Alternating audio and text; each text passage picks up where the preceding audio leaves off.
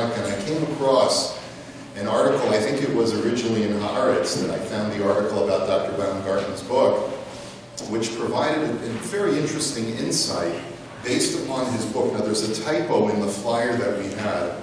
It's the flourishing of Jewish sects in the Maccabean era. When I actually originally mentioned that book, I think there's a reason for the typo, because if you talk about the flourishing of Jewish sects, people can mishear it. Making more people out.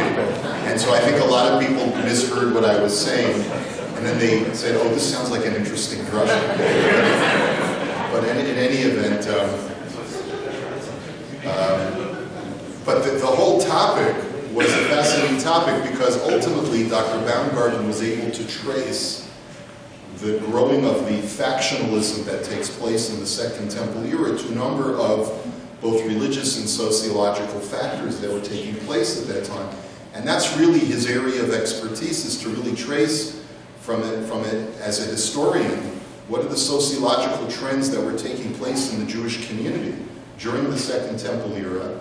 And what's even more interesting is to take those trends, see if they are being repeated in history, even in the modern era, and see what lessons we can learn, what lessons, positive lessons we can take, and what negative lessons we can take to learn to know what not to repeat. In any event, Dr. Baumgarten's lecture is accompanied by a handout, which is being given out by Michelle. And I'd like to thank both Michelle and Elaine for once again doing such an incredible job for our adult education. We've had such a rich winter of programming. The topic tonight is Diaspora Jews in the Homeland, Reflections on Contemporary Jewish Life based on the career of Nehemiah. Professor Baumgarten was born in New York. He studied Talmud at the JTS in New York and has a PhD in history from Columbia.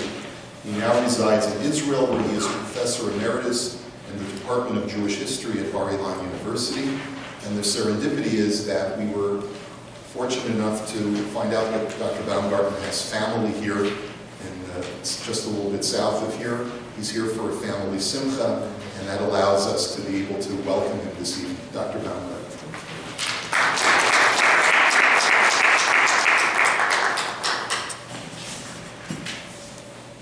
Okay, thank you very much.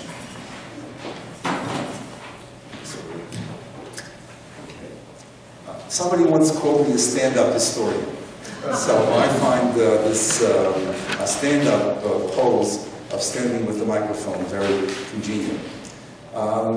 Thank you very much for inviting me. Yes, my wife and I are in North America for a family wedding that took place last week, and we took advantage of being on this side of the ocean to visit our daughter who lives in Toronto and grandchildren, so that's why we're here. And real serendipity was that somebody saw your talk where you mentioned my book, who knew my daughter, who sent the copy of the talk to my daughter, who showed it to me, and that's how I knew that all of this connection was going to take place. Two comments before we actually get started. At the synagogue this morning at Kiddush, somebody said to me, a question I always get asked, what's new in history? The answer to that is there's a lot new in history. And there are different reasons that there's a lot new in history. We sometimes get new documents. The period that I work with has the Dead Sea Scrolls, which came into our awareness since 1947-48.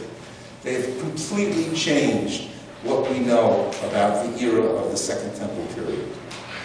We could do a whole evening that would indicate some of the things that the Dead Sea Scrolls have changed in the way we now view the history of that period. Sometimes we have archaeology. So the archaeology gives us a different kind of insight. And sometimes what we have, and this is the reason that the background to the talk that I'd like to give tonight, sometimes we have events in the present that change our way of seeing the past. I'm going to repeat that. History is a dialogue between past and present. It is an ongoing, continuous dialogue that is always changing. And what changes is that thanks to events in the present, we start reading texts or evidence about the past, and we see different things in the past than we saw before. Why do we see those different things? Because the present in which we live is different. And thanks to that present, we go back to the past and find new things. Okay? Now, from that point of view, is history ever absolute? Does history ever reach an end? No, it never reaches an end. It's an ongoing procedure. Some things stay true from one present to the next present. Some things stay relevant. Some things don't stay relevant. Some things become dated. They become associated with a past, with a present that no longer speaks to us. Now, what I'd like to do tonight with you is more than actually give a lecture, teach a class. So that I hope you'll be willing to participate a little bit, be willing to answer and talk. The punishment you get in my class, if you give the right answer, is that I bother you for another answer. So that you, if you start talking up, be prepared for the fact that I may bother you afterwards and ask you to continue to say other things that may be helpful.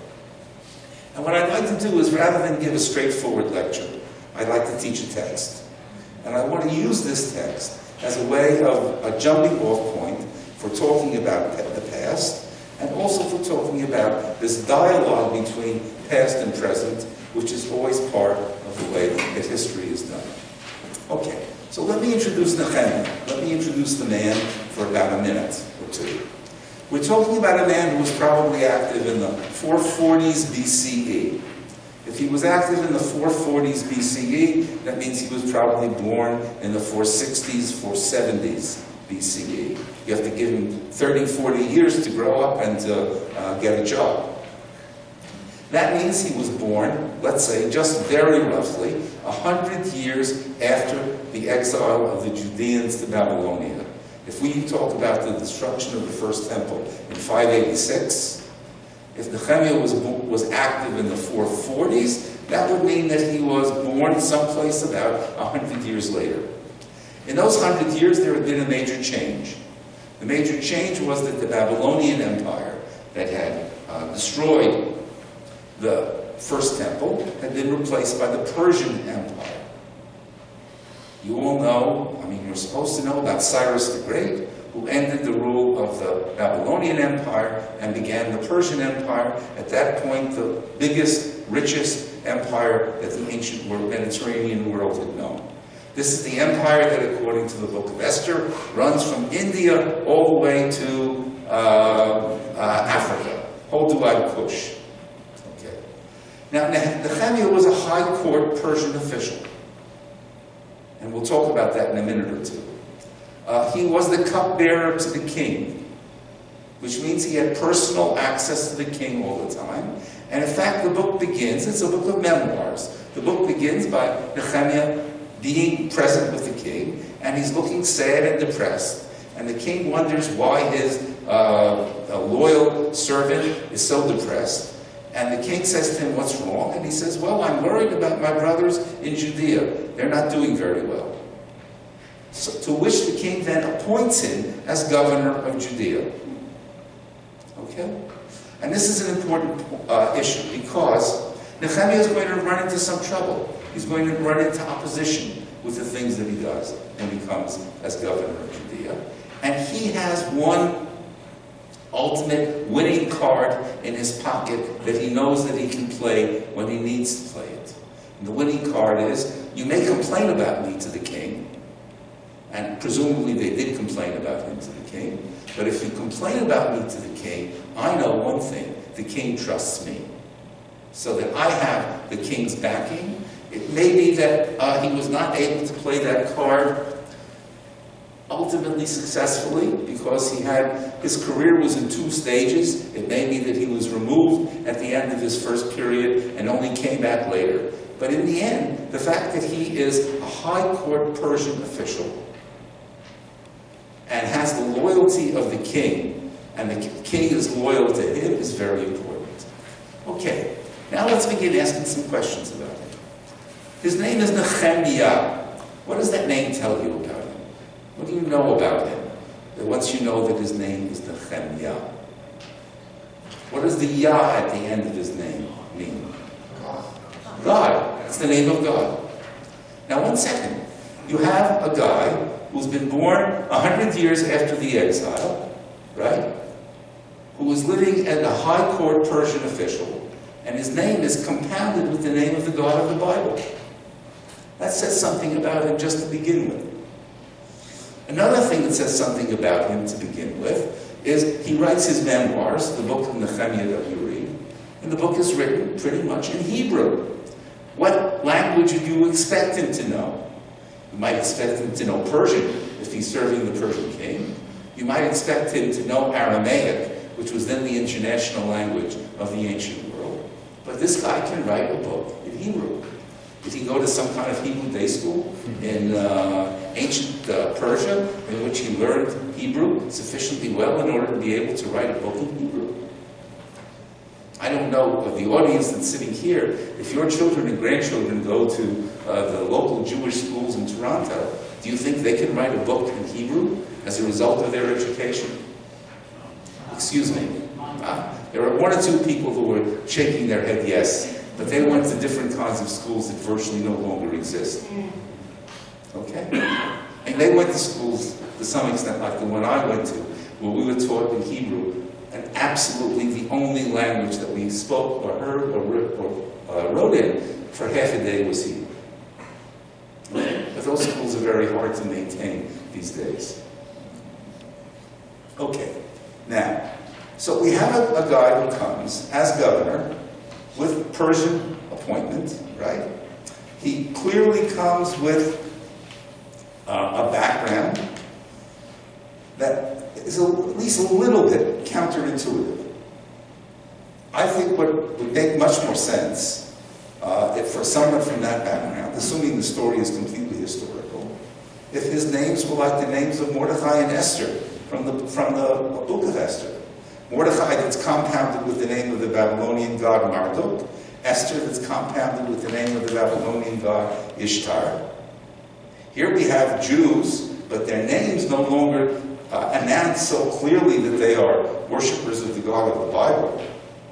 But Nehemiah, who's a generation or two younger than them, he's quite different. Okay, now, so what does he do when he comes to Jerusalem? He has various things that are in his agenda or plan that he wants to take care of. And if we have a look at the chapter, we can see that he does different sorts of things. If you will allow me, I will skip the part on the first page, because I'd like to do it last. Okay? In some ways, the text on the first page, from the first part of the chapter, is the most interesting, but also the most difficult. So we'll leave the most interesting and most difficult for last. So, I'm about at verse 15, top of the second page. So he sees men in Judea treading wine presses on the Sabbath, and others bringing heaps of grain and loading them onto asses, also wine, grapes, figs, and all sorts of goods, and bringing them into Jerusalem on the Sabbath. I admonished them there and then for selling provisions. Tyrians who lived there brought fish and all sorts of wares and sold them on the Sabbath to the Judahites in Jerusalem. I censured the nobles of Judah, saying to them, "What evil thing is this that you are doing, profaning the Sabbath day? This is just what your ancestors did, and for it God brought all this misfortune on the city. And now you give cause for further wrath against Israel by profaning the Sabbath." Now, a second, again, counterintuitive. Who would we expect to be lenient about the Sabbath? Right? The guy who comes from Persia, the guy who's grown up in the diaspora. Who would we expect to be more stringent about the Sabbath? The folks who were still living in Judah and Jerusalem. But the way Nehemiah tells the story, it's exactly the opposite. And that's interesting. In other words, Nehemiah comes to Jerusalem with an agenda for living Jewish life more stringently than the folks who were living in Jerusalem at the time. And he is in fact going to have some difficulty with the locals because he wants to impose a more stringent Jewish lifestyle on them than the one that they are observing. Okay? Now again, I want to just say this one more time. This is at least a prima facie counterintuitive. It's not what you would expect. Okay? So, Nehemiah continues. I'm now at verse 22. I gave orders to the Levites to purify themselves and come and guard the gates, to preserve the sanctity of the Sabbath. This too, my God, remember to my credit, and spare me in accord with your abundant faithfulness. This is a personal memoir written in the first person, and he wants to say, okay, I did something good. I did the right thing. God, please remember me for having done the right thing. Okay, as if the Sabbath troubles weren't enough, let's go on and read a little bit more. Also at that time, I saw the Jews had married Ashdodite, Ammonite, and Moabite women. A good number of their children spoke the language of Ashdod and the language of those various peoples, and did not know how to speak Judean. We would call it Hebrew. Okay? Now here again, counterintuitive. The guy who comes from Persia, who should speak Persian, who should speak Aramaic, is complaining that the locals aren't speaking Hebrew. He wants them to speak Hebrew. Okay? So I censured them, cursed them, flogged them, tore out their hair, and adjured them by God, saying, you shall not give your daughters in marriage to their sons, or take any of their daughters for your sons for yourselves. It was just in such things that King Solomon of Israel sinned. Among the many nations there was not a king like him, and so well loved was he by God, that God made him king of Israel, yet foreign wives caused him to sin. He has a historical argument. Okay. I think we can stop at this point and try to begin to make sense out of what we have here. What we have here is, in fact, a pattern that has been identified by social scientists in any number of historical cases, and that exists in any number of modern cases. People who belong to a community that live in the diaspora very often have a vision of what the homeland should be like. And their vision of what the homeland should be like can sometimes be very much at odds with what life in the homeland is really like. And they come to the homeland very often with a very strict and stringent view of what the homeland should be like. And they discover, God forbid, to their own horror, that the homeland isn't quite like that. Okay? Now, I want to emphasize, this is a pattern that has been identified in any number of diaspora communities around the world. And I will give one example that is not Jewish as we continue to discuss this point. But let's give some contemporary Jewish examples. Okay? Without getting into Israeli politics at the moment, isn't it an accident that Rabbi Kahana came from Brooklyn? Is it an accident that his vision of what the Jewish state should be like was far stricter and far more stringent? Other people would use nastier words than I'm using right now. Far stricter and far more stringent than the locals. Now, on the other side of the coin, because I want to emphasize that this pattern is not restricted to one side of the Israeli spectrum, there is a group in Israel called Rabbis for Human Rights. Almost all the rabbis from human rights are American rabbis. Again, with a vision of what the homeland should be like, not quite in sync with what the homeland is like today. And this vision of what the homeland could or should be like is not limited to Jews. Some of you in the room look to be more or less about my age, and therefore maybe your parents had in their house the same book that my parents had in my house. It was written by James MacDonald, who was the first American ambassador to Israel, immediately after the establishment of the state. MacDonald had a very distinguished record during the Second World War in terms of working for and protecting refugees, and therefore he was considered an appropriate person to be named the first American ambassador to Israel. MacDonald decided, to the great dismay of the local Israelis, that the American embassy in Israel should be kosher. He thought, again, he's thinking like a diaspora person. The American embassy ought to be kosher, right? Now, all the local Israelis who didn't care about being kosher were looking forward to eating non-kosher food at the American embassy. Okay? Now, this has changed since. The last 2 or 3 American ambassadors to Israel have been Jewish and have been observant, and they had a kosher home in the embassy, I guess beginning with Daniel Kurtzer, which is now about 10, 15 years ago that Kurtzer was the ambassador to Israel.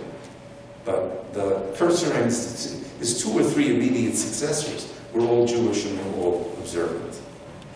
Okay, so this idea that the diaspora people have this vision of what life should be like in the homeland, and that it is far more stringent than the way people actually live in the homeland. And then when they get there, especially in a position where they either have authority or would like to have authority, there's a clash. It doesn't work out so well. The Nehemiah can complain about the fact that they don't speak Judean when he, who grew up in the diaspora, can write in Judean. Okay? So, let me give one final example of this pattern, and then I can go on. I'm picking it particularly because it's not Jewish. What do we know about Al-Qaeda? What do we know about Osama bin Laden and the people who were responsible for the catastrophe of 9/11 now some 18 years ago? Where are they from? Saudi Arabia. Saudi Arabia. Where did they live? Did they live in Saudi Arabia? They're diaspora Saudis. What's their political program? Their political program is to turn Saudi Arabia into a Muslim state of the sort they would like. It's hard to imagine, to us who are outsiders, far more stringent than the current Saudi program, right? They are diaspora Saudis with a vision for Saudi Arabia far more stringent than the current Saudi Arabian government and regime. They thought that the way to begin to implement this new regime was to attack the Americans first. Okay? So that's what they did on 9/11. But here we have yet one more example of a diaspora group with a vision of the homeland, far more stringent than the people who live there, who tried to impose their vision on the homeland. In the case of the Al-Qaeda people, they did it by attacking the Americans. Okay? Nehemiah fits this pattern almost perfectly. How well did it work? How well did he get along with the other folks who were there? Well, it's interesting. This book is the end of the book. This chapter that we're reading is the end of the book of Nehemiah. Does he end up saying that things were great and that everything ended up perfectly and that everybody listened to me and did what I told them to do? Maybe not. It may be that the silence of the book at the end is important. It may be the fact that his time in Jerusalem was divided into 2 periods is important. And that in between, some of the people who didn't like what he was doing were complaining about what he was doing. And that caused him to be sent back to Persia, and he could only come back for round 2 a number of years later. Okay, now, with that behind us, I want to talk about the current ultra-Orthodox world in Israel, and also to some, especially in Israel, because it fits this pattern in a different way, but it also fits this pattern. A very fine scholar of sectarian-type movements has written a brilliant article in which he quotes Jewish, Muslim, and evangelical Christian authorities talking about how they feel about their place in their religious tradition.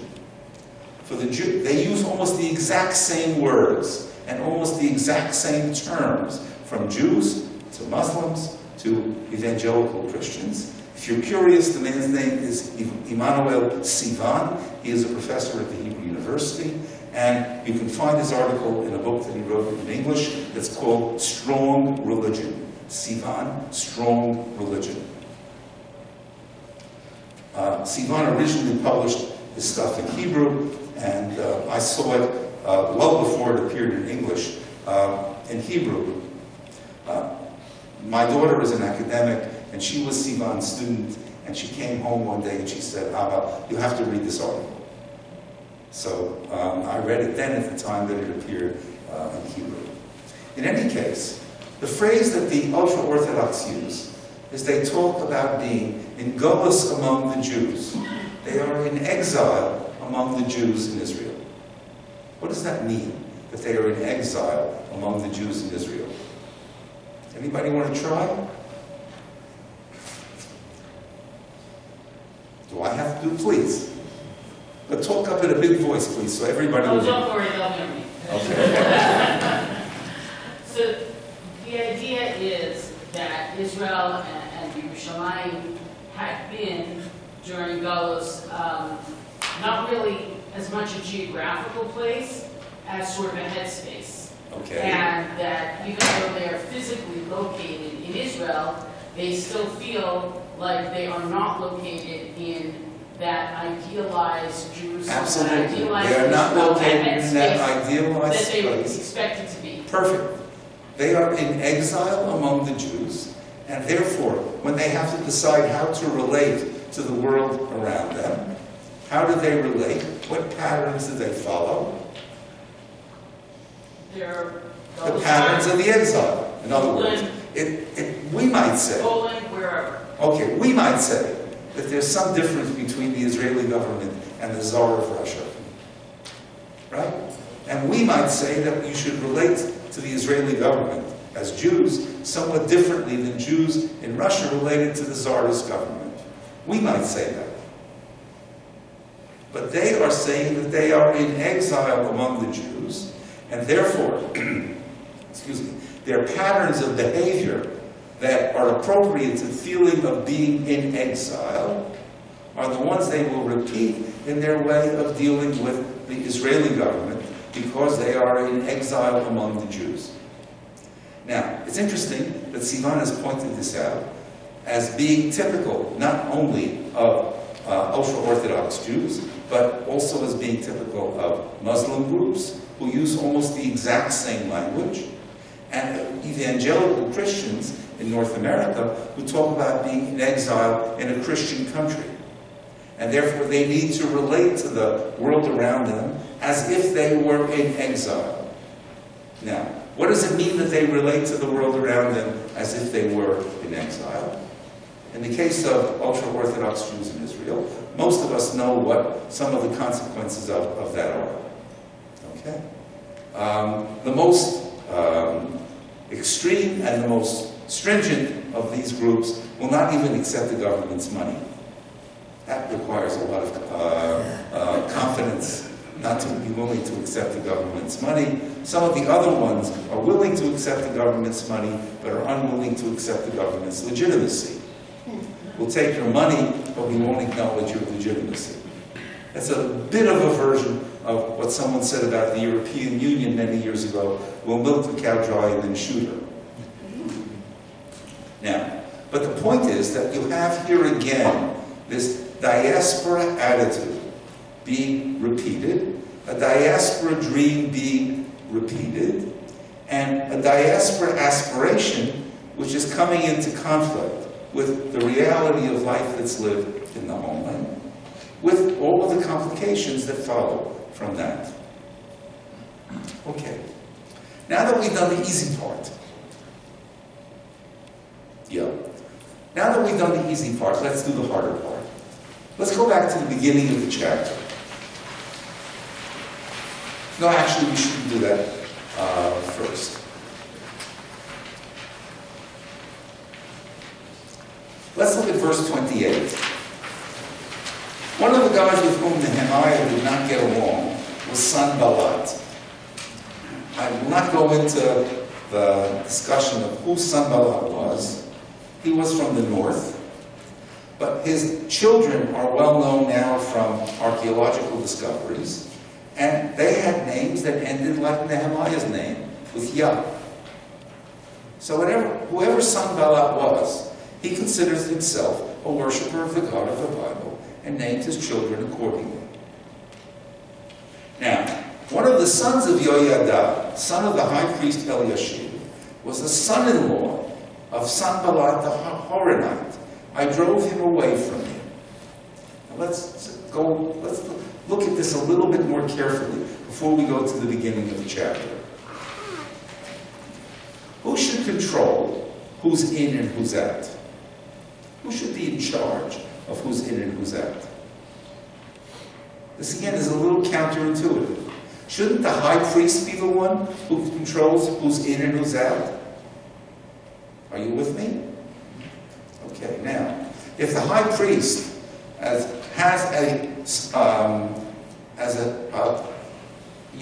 the high priest's son is a son-in-law, in other words, is married to the daughter of Sanballat the Horonite, what does that mean from the high priest's point of view? Is Sanballat okay or not? He should be okay, right? Now Nehemiah disapproves of this marriage, and he wants to treat this marriage as if this Yoyada were married to some non-Jewish woman. So he drove him away from me. And we'll get more of that in a minute or two. What we have here is at least the beginning of something that I will want to develop in the second and major part of my talk. What we have here, first of all, is a lay leader challenging the person who should be the obvious religious leader. Are you with me? Okay. Eliashib, the high priest, is the guy who should be in charge as high priest. But a lay leader is challenging him. We have here what turns out to be the very, very faint, glimmering beginnings of what will happen hundreds and hundreds of years later, when the major role of the priests as interpreters of the Torah will be taken over by the rabbis, who are not necessarily priests, who are legal experts, but not necessarily priests. So Nehemiah, in a certain sense, I'm sorry to exaggerate now, but in a certain sense one could call Nehemiah the founder of Judaism.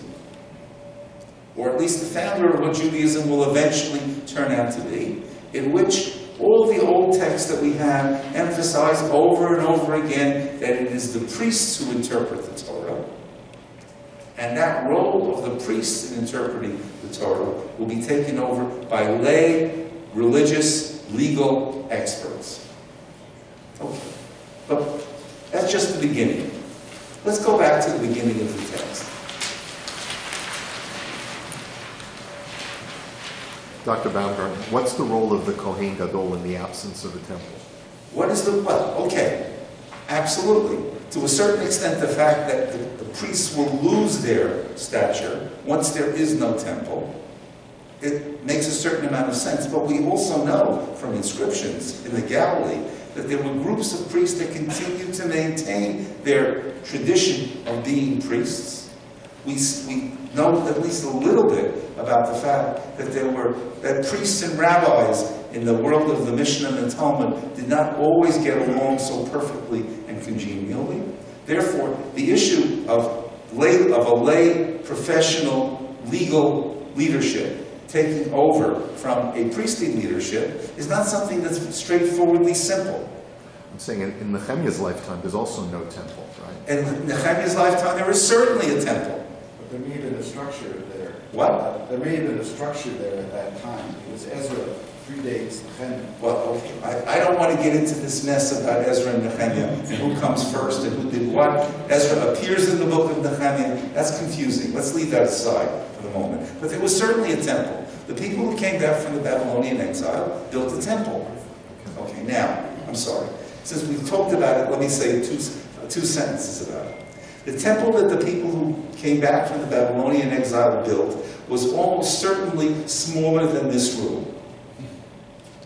Okay?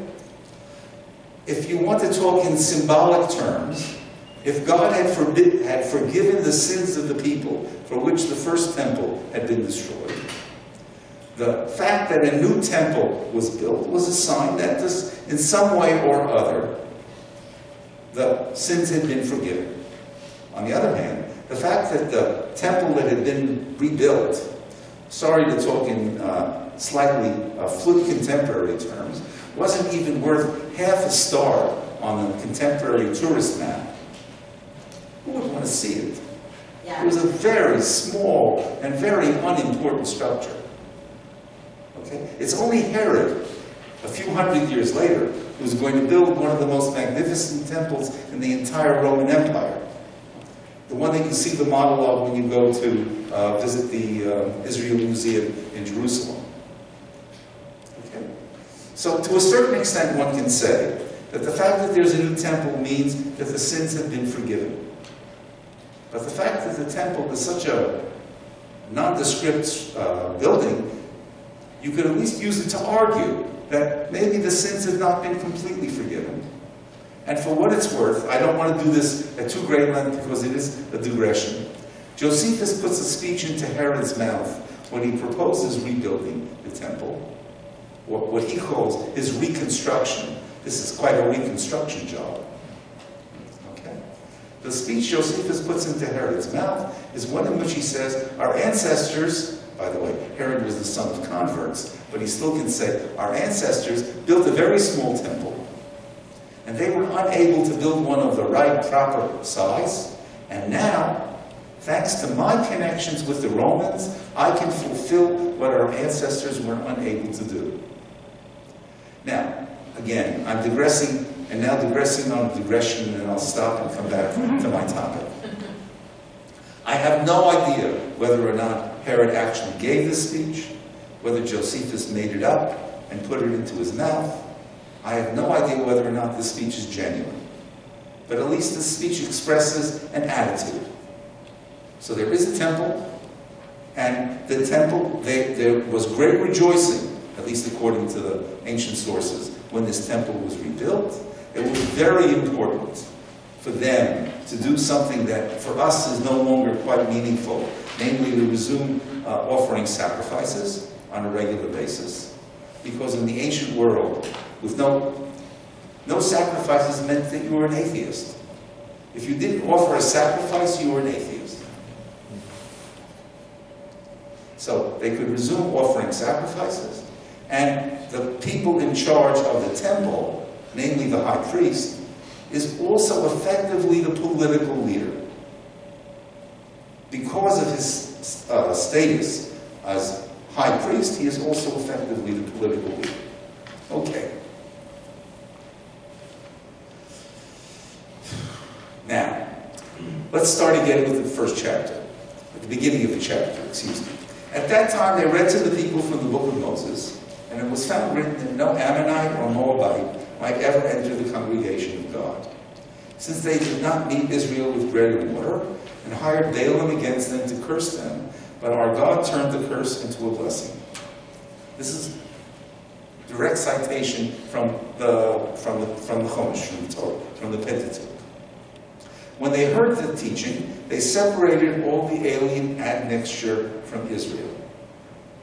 So they supposedly people followed this advice and divorced their foreign wives. However, earlier, the priest Eliashiv, we know who he is, because we found out who he was at the end of the chapter.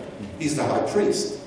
He is a relative of Tobiah, who had been appointed over the rooms of the house of our God. Okay, now we need to digress for a minute again, but this digression is on topic. Tobiah is one of Nehemiah's enemies. If I said that Nehemiah's name says something about who he is, who he worships, and what his religious loyalties are, Tobiah has the same Yud-Hey at the end of his name. Tobiah is also a worshiper of the God of the Bible. He is also one of the richest and most important men in Jerusalem. Okay?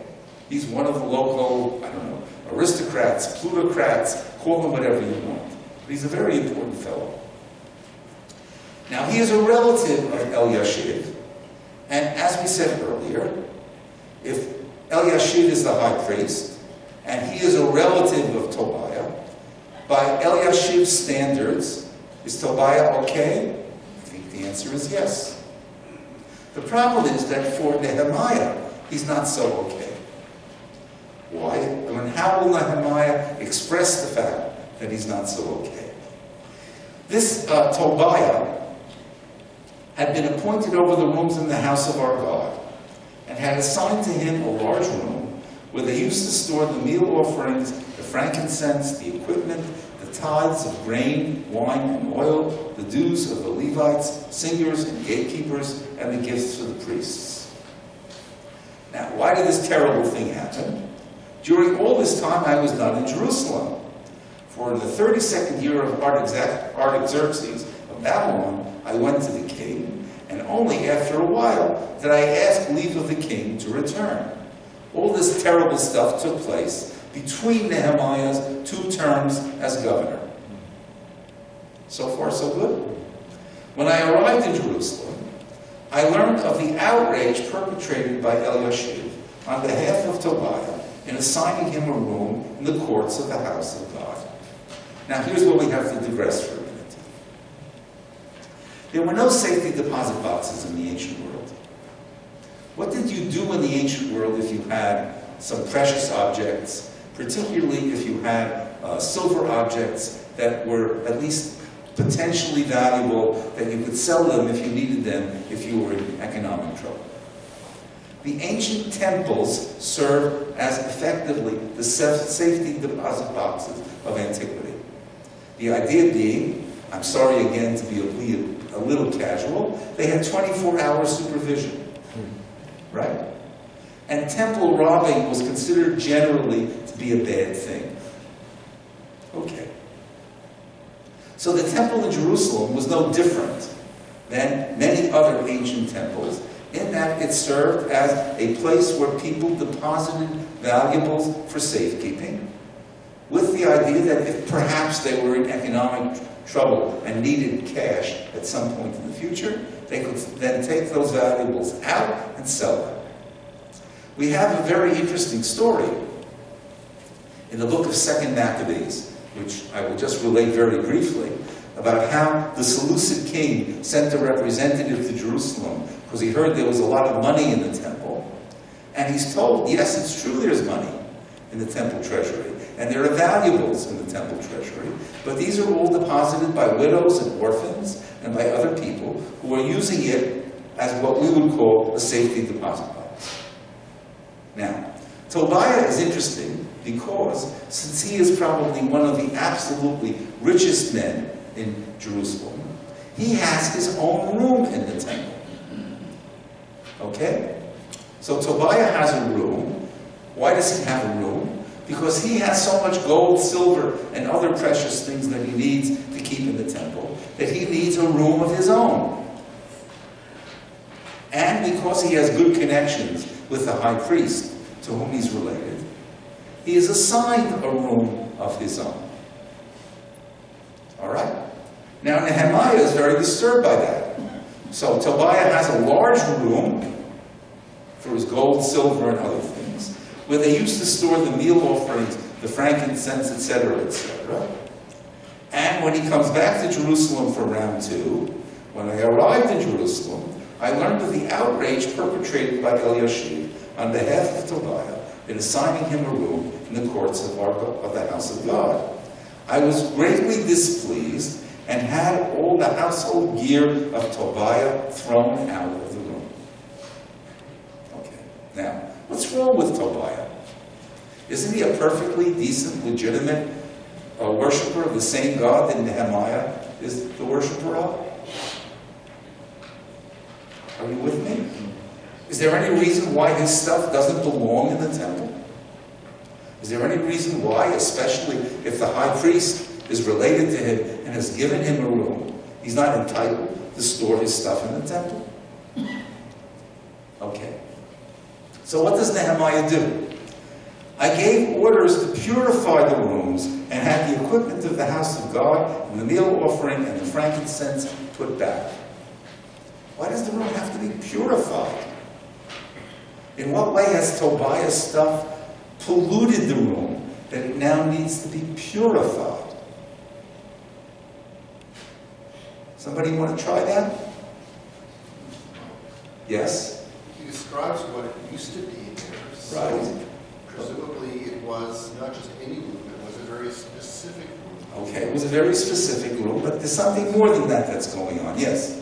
Could it be that he was storing things that were of religiously dubious character, either foreign currency that had other gods on it or something of that nature? Okay, could it be that he was doing things that were religiously dubious? In other words, could it be that, at least from Nehemiah's point of view, and remember I go back to the things we discussed at the beginning of this evening together, Nehemiah has a very stringent view of how one should live as a Jew. Could it be that Tobiah is not living sufficiently stringently by those standards? And for that reason, what does Nehemiah consider him? Impure. What? Impure. He considers him effectively as if he were not Jewish. And therefore, if he has a room in the temple and he wants to have the room in that temple have Tobiah's stuff thrown out, the room needs to be purified. Okay. Yes? What do we know about Tobiah earlier in Nehemiah that would have made Nehemiah? What do we know about him? We know him that he lived in Transjordan. Nehemiah calls him Tobiah the Ammonite. And he would think, as far as Nehemiah is concerned, he is an Ammonite, he's an outsider. Now, why is he an outsider? Can I just say one more thing, and I'll take your comment. When I wrote the book on sectarianism that Rabbi Korobkin quoted, and that was the beginning of the journey that we're on this evening together, I read for about a year about sectarianism in 17th century Britain. 17th century Britain was a time when sectarianism was very, very on the rise. Many, many different Christian religious groups. It was a time when Jews and Christians all expected the Messiah to come and the end of the world. It's the time of the calculation of the great beast among Christians. It's the time of Shabtai Tzvi among Jews. It's a very interesting period. For all the stuff that I read for 1 year, I think the 1 year that I read was worth it for the following sentence. Someone gave that year an unfavorable definition of a Puritan. This is the era of the Puritans in Britain. And he gave the following definition of a Puritan. A Puritan is someone who loves God with all his heart and hates his neighbor with all his soul. Now, you know what verse of the Bible this definition is playing on. Now, why does this guy hate his neighbor with all his soul? He hates his neighbor with all his soul because since the Puritan loves God with all his heart, and the neighbor is not living up to the standards of loving God with all your heart, in which this guy believes, he hates him with all his soul. Okay? I'll take your comment and then I'll go on. Right. Is Tobiah, is he a Kohen? No, he's not. So he's not a Kohen and he's in the base of English.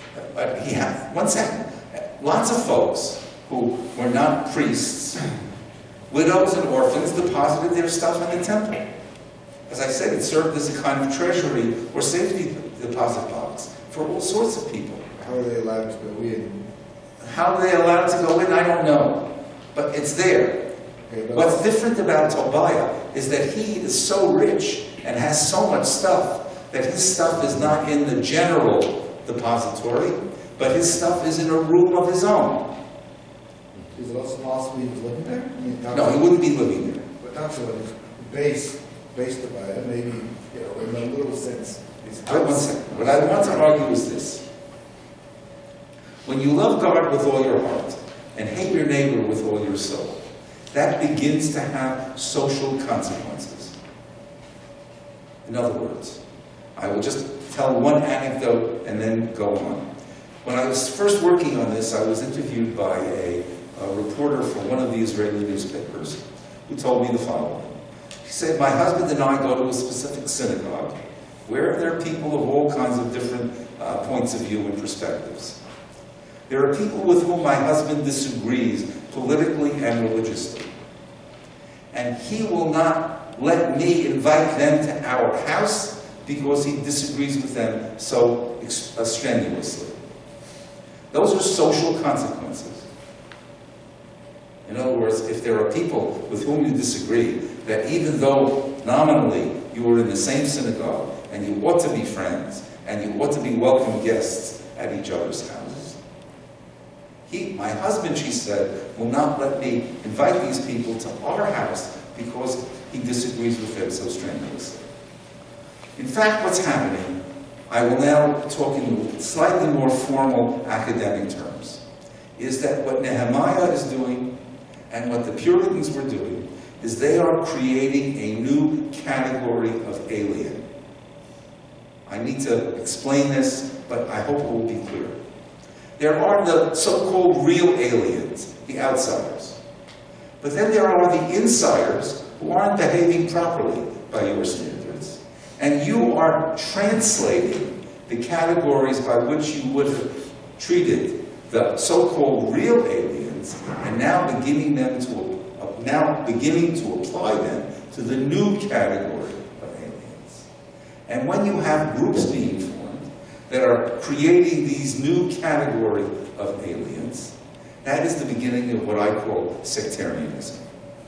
And that is in fact what is going to happen in a much more intensive way in the generations after Nehemiah.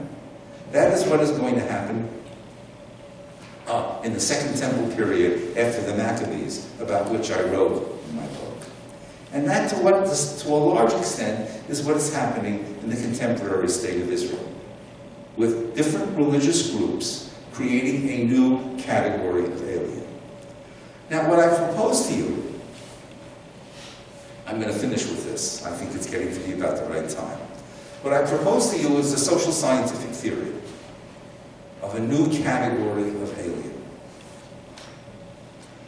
And when you propose a social scientific theory, my friends who are the sociologists and anthropologists to whom I talk say to me that if you haven't done field work, your theory is worthless. You must do field work to prove that your theory is right. Okay, so where did I do my field work? It happens that for different reasons, I fly back and forth from Israel to North America a lot.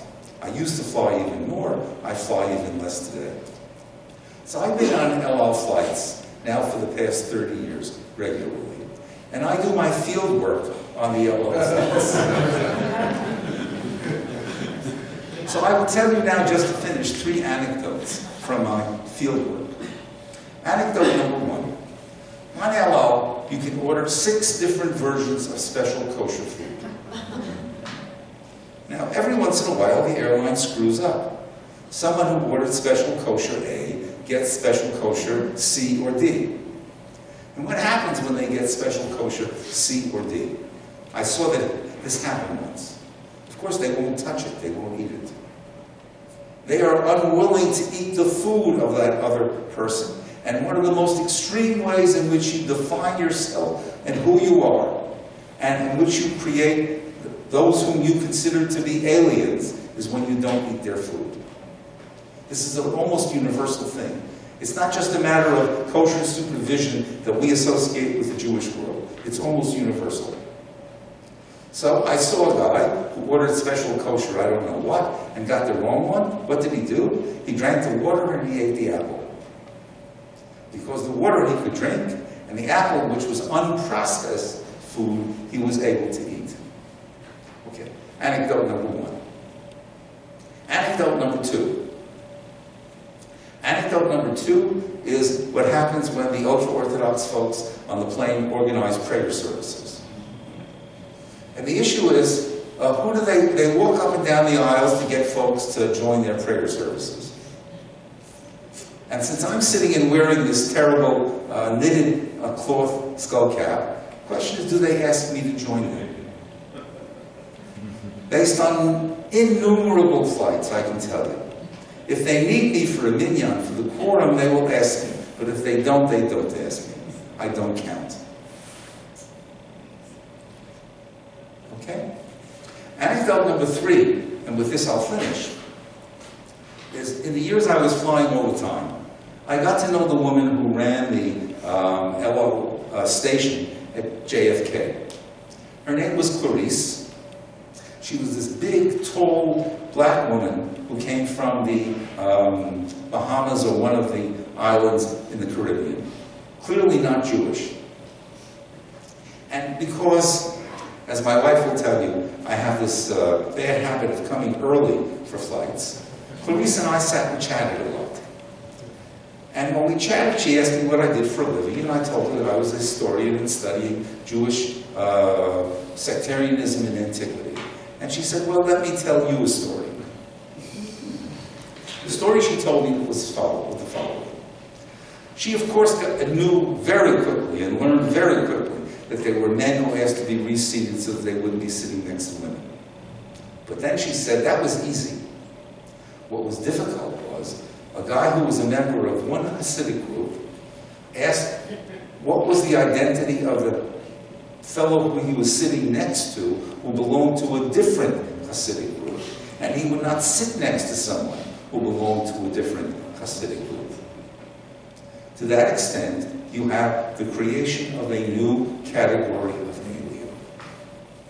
Okay? New category of alien in terms of food on LO, new category of alien in terms of who counts for prayer services, new category of alien, who are you willing to sit next to on the plane?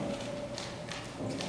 Now, you have the beginnings of this new category of alien in Nehemiah chapter 13, when he throws Tobias's stuff out of the temple and feels that he has the need for the room to be purified.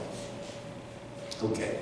I began by talking about a dialogue between past and present, and about the fact that when you go back to old texts based on new experience, you see things in them that you might not have seen before, and it might not have been so evident earlier on.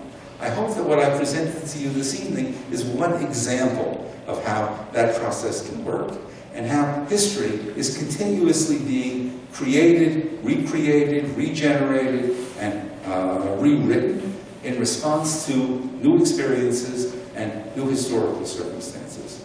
So that what we have here is what I call reflections on contemporary Jewish life based on the career of Nehemiah. Thank you very much. I'll take questions. So, if you folks are willing to sit, I'll take questions. Yes, please. One of the most, I think, fascinating things about your book, if I recall it correctly, is you try to explain sectarianism in terms of the political context of the Maccabean revolt and the Hasmonean house as it gets established. And obviously now you've taken that to before, in the sense of studying the period of Nehemiah, and then you're also going ahead and you've studied the English context. So what would you draw as a conclusion, I would ask, about the kind of what causes the growth of sectarianism? Okay. What are the factors that are okay. One of the things I argued in the book, and one of the things I committed to academically, is that you should not look for single cause factors. That's number one. In other words, you shouldn't say, this is the cause of sectarianism. You have to find a kind of confluence of different things that take place at the same time. And those encourage people. It's not such a, I mean, you have, if you think about it for a minute, to love God with all your heart and hate your neighbor with all your soul is not something that comes so naturally. You have a certain commitment to living with your neighbor, to being in the same place, to sharing the same life. That should encourage you to be tolerant of your neighbor. Okay? And there are clearly periods about which historians have written in which people who disagreed about all sorts of stuff nevertheless were tolerant. Okay? So I'll give you an example from a different historical period. Protestants and Catholics, after the Protestant Revolution. Yes, I can tell you that in the town of Augsburg, at one time, there was a pigsty for Catholic pigs and a pigsty for Protestant pigs. Okay? At the same time, Protestants and Catholics in many of these towns, living side by side, living in the same circumstances, needing to get along in terms of everyday life, could also find ways to not be, and I'll quote the title of the book I'm quoting from, not be divided by faith. Okay? So, what I tried to argue in the book, which I'm pleased to hear that you read, at least I may sold one more copy that way. What? The book, I did not make a fortune out of this book. I tried to argue that there were a number of different things that came together. Independence, the rise of literacy, the move to the city, the contact with the outside world, which was considered inadequate by some. In other words, we fought this revolution against the Seleucid kings in order to preserve our tradition, and now the winners seem to be betraying the victory. So I tried to argue there were a whole number of different things that came together to encourage what turns out to be a phenomenon that can and does take place almost all the time, somewhere at a relatively low level, to become a phenomenon that becomes dominant and that takes place at a much higher level. And what you have to look for is the combination of circumstances, so that you don't fall into what I consider to be the trap of a single explanation for what turned out to be very complicated social results. Yes, please. Sectarianism in Ireland and Northern Ireland led to horrible violence a number of years ago. Do you see the same thing happening in Israel in the future, based on what you're saying? Well, I can tell you this. This is a very, very minimal consolation. We have a long way, we have at least some ways to go to reach the level of sectarianism in the Second Temple period. And I'll give one easy example. In the Second Temple period, there were some groups that not only said, I will not eat your food, but they said, you may not eat our food. Are you with me? Now, in the contemporary Jewish world, we have lots of folks who say, I won't eat your food. But at least in the contemporary Jewish world for the moment, all of us, even if they would not eat our food, are eligible to eat their food. So we have a ways to go to reach the level of separatism that was prevalent then. On the other hand, we have one of the things that encourages sectarianism is if you believe the millennial temperature is high, if you believe the ultimate redemption of the world is close. Okay? So that, to the extent that if you believe that the millennial temperature is high and the redemption of the world is close, I don't know. How would you consider the millennial temperature in the contemporary Jewish world? Is it high, medium? Certainly not low. It hasn't been low since 1967. But is the millennial temperature medium, high? It's high in some places, very high in some places. And as one of my friends, a historian named Richard Landis likes to say, playing on the old rabbinic tradition, that the Second Temple was destroyed because of baseless hatred. When the millennial temperature is high, there is no such thing as baseless hatred, because all hatred is justified. Yes, Rabbi Barak. This is a fascinating talk, and thank you very much for it. The only issue that I have is that Nehemiah, who's writing this autobiographically, is extolling his own virtue. Right. But he's not the only one who's extolling his virtue. By virtue of the fact that this was canonized in the Tanakh, means that the sages support Nehemiah's project. And what you've just presented to us is that there's a very unfortunate, underside to everything that Nehemiah is doing, and the rabbis see it a totally different way. Okay. Nehemiah I'm sorry. It's my job as a historian to present the story as I see it, including what are the warts and all, as someone might call it. Yes, you are right. Nehemiah is the winner. He may not have been the winner in his own time, but he is eventually the winner. And, as you say, the later tradition sees him as a winner. In fact, 200 years after Nehemiah, there was a Jewish author living in Jerusalem named Ben Sira. Does the name ring with at least some of you? Okay. Ben Sira has a list at the end of his book of the great heroes of the Jewish tradition. It's the one that begins in English, "Let us now praise famous men." Okay, and it was adopted as a title for a well-known book. And when he gets to Nehemiah, Nehemiah is one of his heroes. He is one of the great men of the past. He built the wall around Jerusalem, and for that he is well remembered. So that's right. Nehemiah is a controversial figure in his own time. He is not necessarily as successful immediately, but in the end, his point of view does win out. But this is quite common in our story. Were the prophets of the Bible well accepted and well regarded in their own time? They threw Jeremiah into jail. Okay? Did they listen to Ezekiel? Did they listen to Isaiah? There were always minority voices, but these minority voices ended up being the voices that won. So that one of the pieces of the story of our tradition is how what turned out to be minority voices ended up becoming the dominant voices. It's true of the prophets of the Bible, it's equally true of Nehemiah, and so on and so forth. And I don't see any reason to be uncomfortable with that result. That's just the way the story goes. And one could argue that they ended up becoming the dominant voices because they had a message that people found meaningful, that promoted a way of life that people found was worth paying attention to and worth living by. So the majority voices ended up being lost to some extent.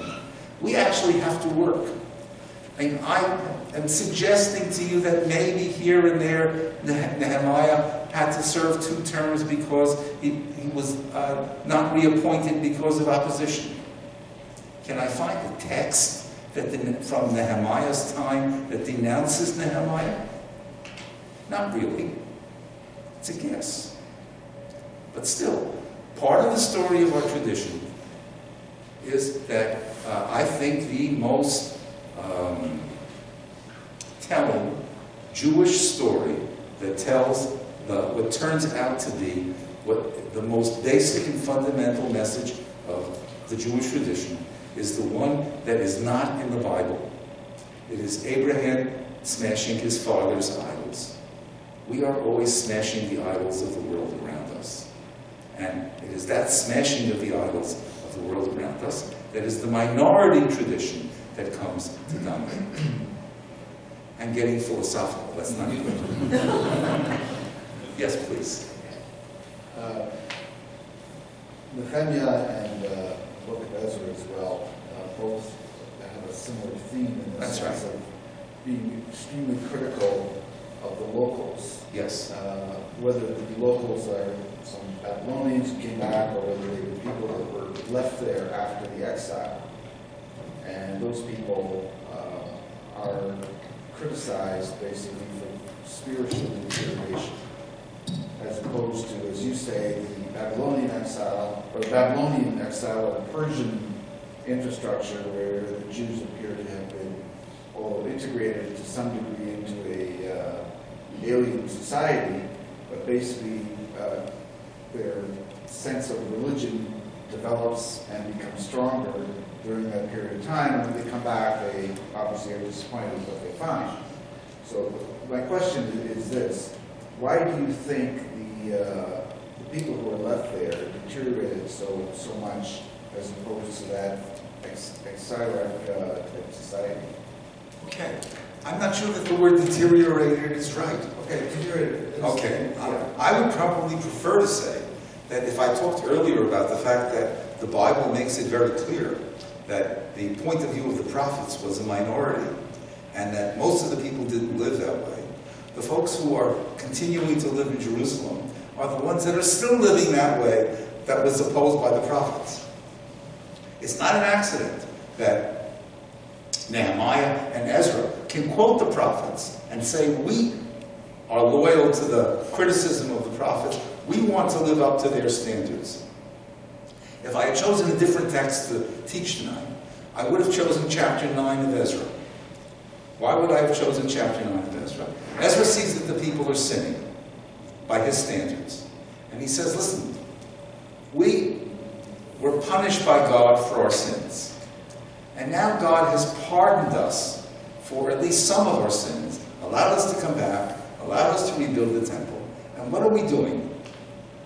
We would put this in casual contemporary terms. We dummies are continuing to sin. And what's going to happen? The way our ancestors were punished, we're going to be punished again. We haven't learned the right lesson from Ezra's point of view, from the experience of the past. The prophets, from Ezra's point of view, were right. Okay? So, if I wouldn't use the word deteriorated, I would just say continuing to live in a way that was not in accordance with the prophets. The people who were in exile decided that, yes, the prophets were right, and it is not an accident, which I didn't emphasize at all, that Ezra is also from the Babylonian diaspora. And Ezra also comes with an appointment from the Persian king. Okay? So we have, therefore, these Jews who are well located, very prosperous, very prestigious, on the other hand, intend to use their place and their stature in order to promote what they consider to be the right version of worship of their God. I think I should quit. I think there's a lot, we could probably stay here for several more hours listening to Dr. Baumgarten, but for those of us who have to go to bed tonight, I assume you'll be here to take other people's questions. I can stick around for a little while, what people would like. Okay. So yes, but I think we should at least end the formal part. Thank you so much, Dr. Baumgarten.